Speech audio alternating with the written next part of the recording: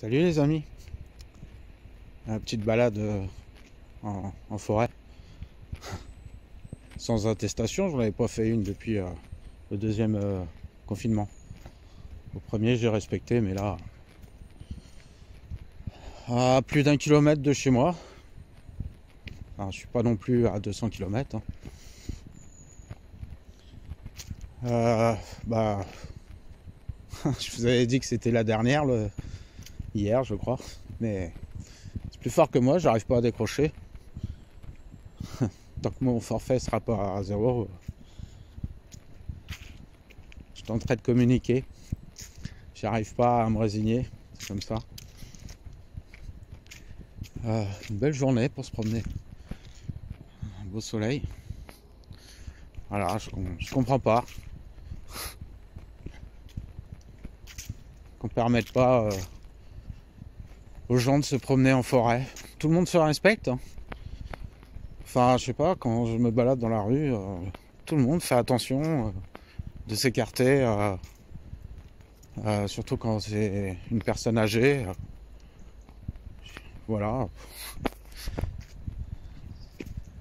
Quand on voit le cirque politique et médiatique, franchement, on se dit que finalement, les Français sont beaucoup plus raisonnables qu'il n'y paraît, hein. Franchement, je pense que les hommes politiques feraient bien de les applaudir, tous unis, à l'Assemblée nationale. Parce que je trouve qu'ils font preuve de beaucoup de sang-froid, vu ce qu'on leur fait traverser. Tous, hein. Les sauveurs, les travailleurs, les non-travailleurs, enfin voilà quoi. Finalement, le peuple de France est peut-être plus soudé que la classe politique. Ce que je comprends pas, c'est qu'on a quand même une histoire. On a eu 2 guerres mondiales. La première, on s'est retranché pendant 4 ans dans des tranchées. Après une belle contre-offensive dans la Marne, les taxis de la Marne. Voilà, le peuple avait réussi à se rassembler à l'époque. Mais à un moment, faut contre-attaquer, quoi, hein. Il n'y a pas trop le choix. Voilà, on a eu un Clémenceau pour prendre les choses en main, à un moment favorable aussi, hein, avec l'aide des Américains. Et puis on a fini par gagner. Et puis on a eu la Seconde Guerre mondiale, où là on avait construit une ligne Maginot, puis on attendait derrière, tranquille. Parce que les vieux officiers considéraient que c'était ce qu'il fallait faire. Quand le jeune de Gaulle, mais d'autres aussi, hein, d'autres plus jeunes officiers prenaient plus une guerre de mouvement. Donc encore une fois, on s'est planqué derrière des barricades, derrière des masques, quoi, en fait. Et puis on a subi, voilà, jusqu'au débarquement, quoi, jusqu'à une contre-attaque massive. Et puis là on fait pareil avec le virus, en fait. Alors encore une fois, au printemps, la première vague pouvait comprendre, voilà. Donc on s'est retranché, on s'est mis en tranchée, quoi, confinement, et ça pouvait se comprendre. Mais là, la deuxième vague, non, quoi. Moi, je pense qu'on aurait dû contre-attaquer et arrêter avec cette liberté quand elle entrave la liberté de la plupart, quoi. C'est-à-dire qu'à un moment ou à un autre, les personnes âgées et fragiles, voilà, quoi, il fallait les prendre en charge, s'en occuper, leur faire des courses, etc. Il y a plein de gens qui sont au chômage à l'heure actuelle, il y a plein d'étudiants sans job, et puis laisser vivre tous les autres qui se contaminent de façon croisée, je suis d'accord, voilà, c'est sûr, il y aurait certainement quand même eu des morts. Mais là, on fait durer, sur la durée, c'est pas bon. Parce qu'au final, tous les jours, bah, le chiffre augmente.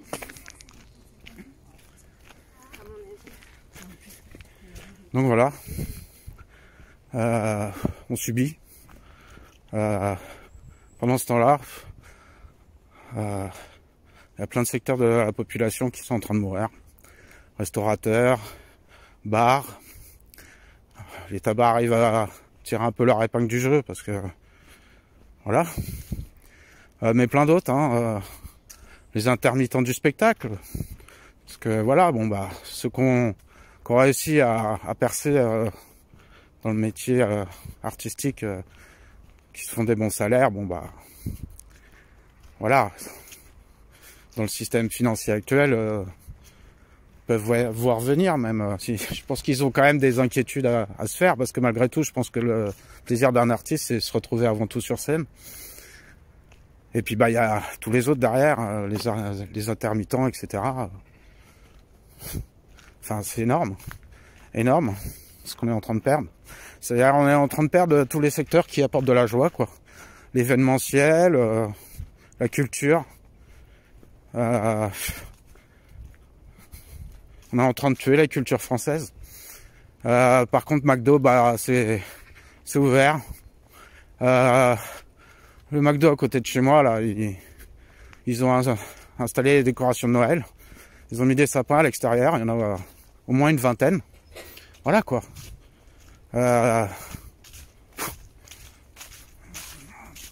Allez, deux sapins, ça aurait suffi. Ça aurait suffi. Il y avait d'autres moyens de décorer avec des guirlandes, etc. Alors voilà, pour ceux que ça intéresse, si j'y pense, je mettrai le lien, mais vous pouvez aller voir la dernière vidéo de François Asselineau sur YouTube. Vous allez avoir le soleil de face, mais voilà, où il parle des avancées technologiques au niveau des vaccins. C'est très intéressant. Je sais qu'il utilise toujours des sources fiables, donc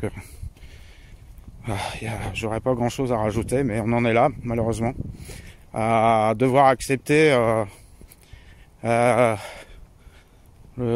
traçage, le puçage, comme ils disent. Voilà, hein. Le traçage, bah, ça sera ça. Hein. Nous tracer avec la vaccination. Voilà,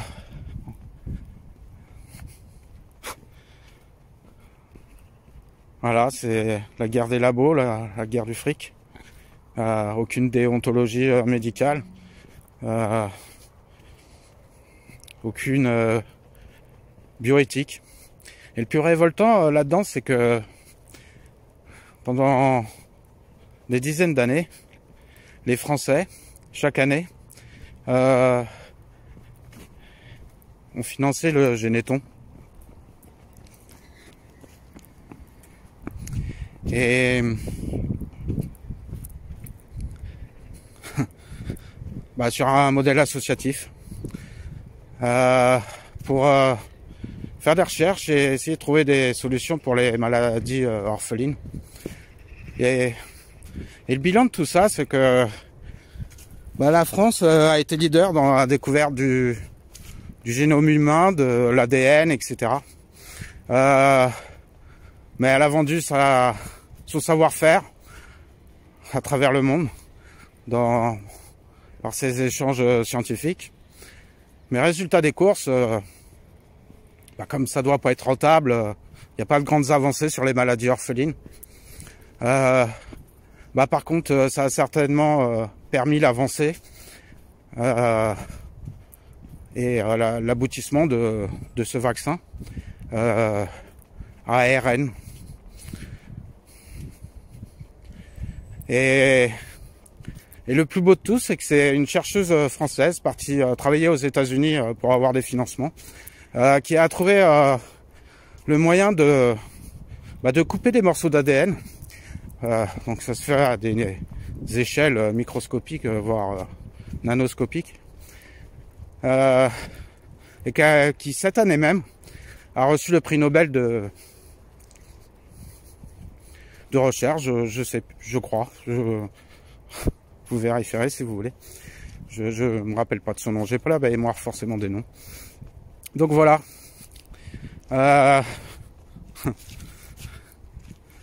Donc il y a un 2 poids 2 mesures. Encore une fois. 40 ans de sida. Pas un vaccin. Par contre une thérapie qui à vie, qui coûte cher. Et puis la vente de préservatifs aussi. C'est quand même énorme. Et malgré tout, on pourrait penser que la nature des choses, c'est de ne pas avoir à utiliser des préservatifs. Voilà. Même si je recommande de prendre des précautions, tant que on n'a rien. Mais je pense qu'on aurait pu avoir. Voilà. Donc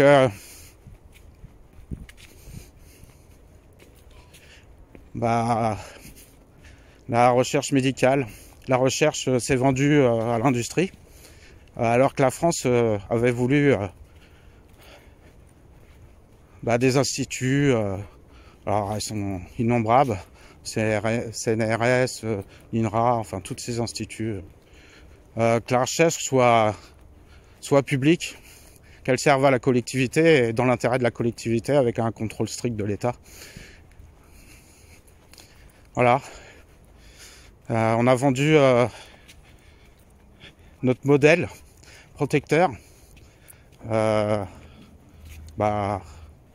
des puissances d'argent. Ils sont des bisous les deux là.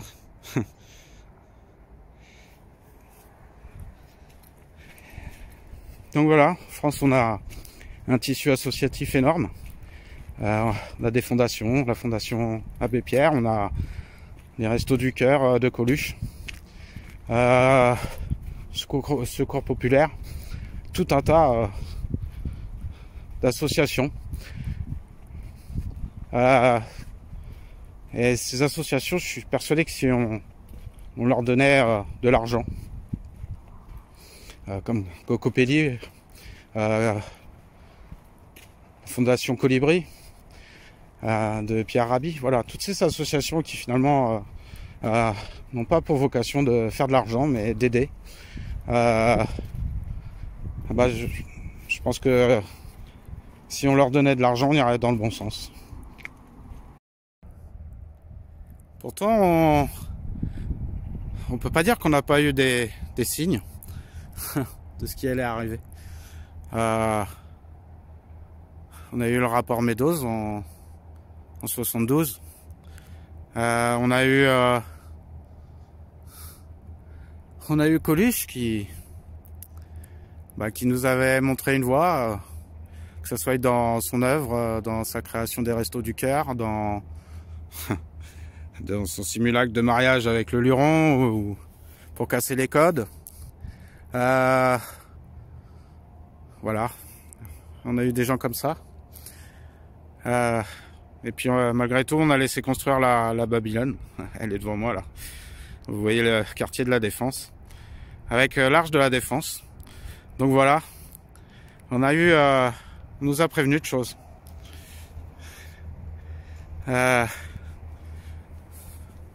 François Mitterrand, dans le dernier Mitterrand, qui a été écrit par un journaliste, je ne me rappelle plus de son nom, disait que la France ne le savait pas, mais qu'elle était en guerre contre les États-Unis. Voilà, je vous laisserai trouver les termes exacts qu'il a employés, mais ils sont très forts. Et finalement, qu'on soit de droite ou de gauche, chacun aura son avis sur Mitterrand, comme chacun aura son avis sur Charles de Gaulle ou ou Pétain, ou tous ces hommes-là, mais à un moment ou à un autre de leur vie, Pétain, à la Première Guerre mondiale, voilà, il a fait le job. Il était... Par contre, il n'avait pas su évoluer à la deuxième, voilà. Il n'a pas eu le bon rôle à jouer, volontairement ou involontairement, je sais pas. Mais voilà, François Mitterrand nous a laissé des traces, hein, la Bibliothèque nationale de France. Donc l'importance de se rappeler du savoir et du passé. Et puis la Grande Arche de la Défense, comme s'il voulait nous dire attention là, il y a quelque chose à sauver. Donc les signes, on veut pas les voir, on les a pas vus, et on en est là, malheureusement. On aurait dû écouter les enfants quand ils se sont levés et qu'ils nous ont demandé de changer de monde. On a eu les gilets jaunes, mais malheureusement, est-ce que ça a été plus ou moins fomenté, ou est-ce que c'était vraiment un mouvement citoyen et après qui a été divisé en utilisant des personnalités, voilà. Mais au bout du compte, répression policière, et c'est l'État qui a gagné, donc la révolution, c'est pas toujours la meilleure solution. J'avais parlé d'évolution. Je pense qu'on est arrivé à un tournant de l'humanité et qu'il est temps d'évoluer et de changer de modèle. Changer de modèle et de considérer que on peut plus utiliser l'énergie à foison et les minerais. Tout notre système financier est basé là-dessus. Par contre, voilà, il y a qu'une énergie. Parce qu'il y a la loi de la conservation de l'énergie en physique. Donc on peut pas capturer plus d'énergie que l'on en reçoit ou qui a été formée pendant des centaines de millions d'années, c'est-à-dire le pétrole. Mais tout vient du soleil, hein, à la base. Voilà, donc la seule énergie que nous pouvons produire en tant qu'hommes, c'est pour moi c'est l'amour ou la haine d'ailleurs. À l'heure actuelle, je pense que ce qui est produit, c'est plus de la haine. Voilà, parce que toute l'énergie qu'on met à créer des choses dans sa vie, qu'elles soient bonnes ou mauvaises, ça reste comme des vibrations. Et d'ailleurs, la recherche scientifique à l'heure actuelle explique que dans l'univers, tout est vibration finalement.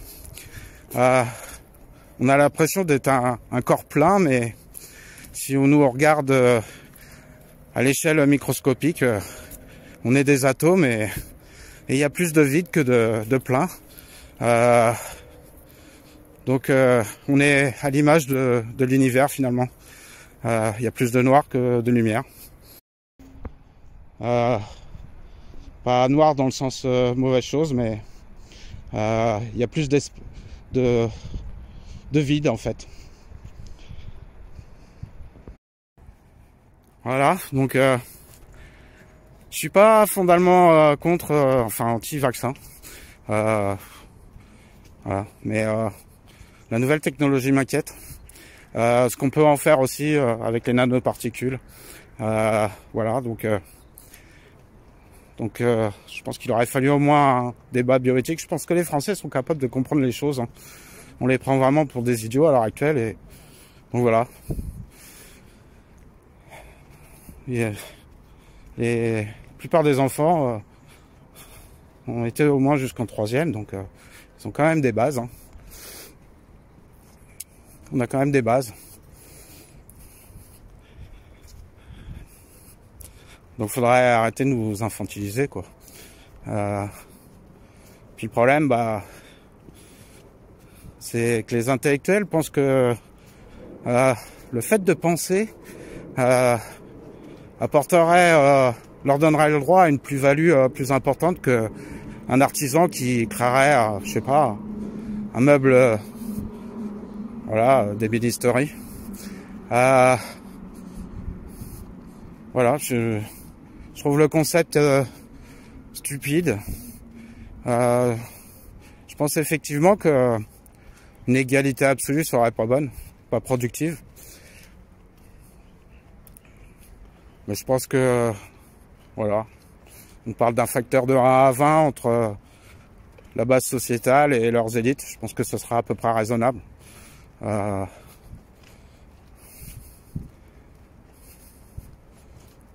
Forcément,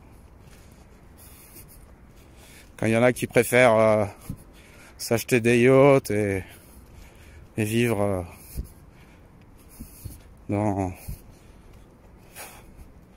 avec de l'argent ils savent même plus quoi en faire, bah ils se prennent pour les rois du monde, et puis ils utilisent leur argent à des choses pas forcément très saines, en omettant totalement voilà, ils ont par intermédiaire, bien sûr, c'est pas eux qui portent l'arme et qui tirent directement sur les enfants qui meurent de faim à travers le monde, mais ou qui sont en esclavage. Puis ça va pas s'améliorer avec la crise du Covid là. Mais bah c'est finalement ils portent sur leur conscience, et en règle générale les pays occidentaux ont sur la conscience le malheur du reste du monde. Et ça c'est pesé sur la balance. Quand notre âme est jugée, les amateurs de mythes égyptiens. Voilà. Soit on produit une énergie sombre et noire et négative tout au long de sa vie, soit on essaye d'en produire une positive, et c'est clair, hein, on produit tous du négatif et du positif. Le but d'une vie, c'est d'essayer de se rapprocher d'un idéal. Alors certains ont décidé que leur idéal serait noir, quand la plupart sont dans l'espérance d'un idéal un peu plus blanc, un peu plus positif. Voilà, je pense que le temps est venu de faire tourner la roue, la carte du chariot dans le tarot pour les amateurs. Voilà, parce qu'on a une conception assez réduite de notre espace-temps, et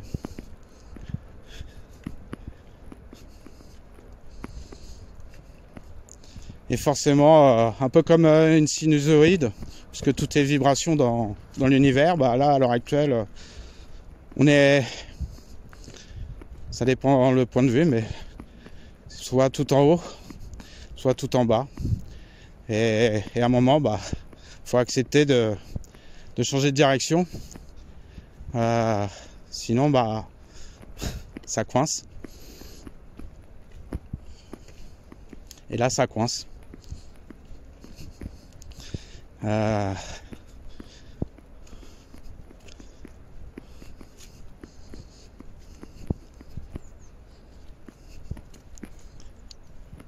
Voilà, ce qui... les infos en parlent pas, mais il y a des guerres qui se déclenchent là à l'heure actuelle en Afrique. Il y en a qui se déclenchent en Europe de l'Est, enfin en Arménie. Je dis des bêtises. Voilà.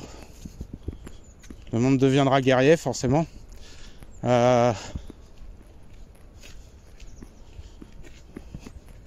Voilà, il serait temps que les Français se réunissent. Voilà. Petit conseil anti-Covid. Faites comme moi. Arrêtez de travailler pour la bête et baladez-vous. Je sais que, voilà. C'est une plaisanterie, bien sûr. Encore une fois, je le dis. Pendant 43 ans, j'ai joué leur jeu. Alors, je ne juge personne. Je pense juste qu'à un moment ou à un autre, si on était tous unis, ils n'auraient pas le choix que de que d'accepter le changement. Voilà, encore une fois, je pense pas que les pauvres en aillent à l'argent des riches. Mais les riches ont reçu beaucoup d'amour quand même les derniers temps. Je pense qu'ils devraient en redistribuer un peu aux pauvres et je pense qu'on arriverait à s'entendre et qu'on aurait moins de problèmes de sécurité puisque c'est discuté en ce moment à l'Assemblée. Voilà, je pense que pour apaiser le pays, il suffit pas de faire des décrets, des lois pour retrouver la fraternité du pays. Bah, faut apporter un peu de joie dans le pays. Allez, à ciao les amis.